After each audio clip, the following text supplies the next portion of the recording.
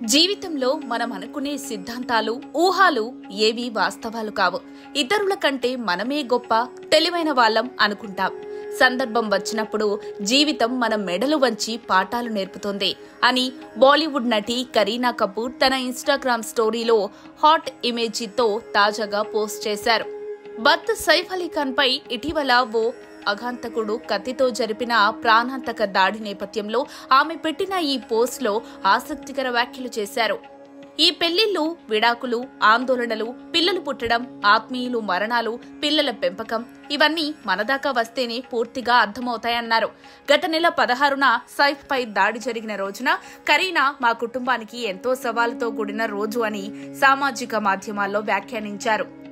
ఏం జరిగిందో మాకే ఇప్పటికీ పూర్తిగా అర్థం కావడం లేదు. ఈ కష్ట సమయంలో కనికరం లేని ఊహాగానాలు, కథనాలకు దూరంగా ఉండాలని మీడియాకు, ఫోటోగ్రఫర్లకు సవినయంగా మనవి చేస్తున్నా అని ఆమె అప్పట్లో రాసుకొచ్చారు.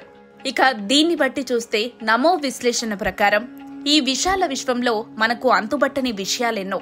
కానీ వాటిని అనుసరించే ప్రయత్నం, అర్థం చేసుకునే ప్రయత్నం చేస్తే మనకు వాటిలోని అంతరార్థం తేటతెల్లమవుతుంది.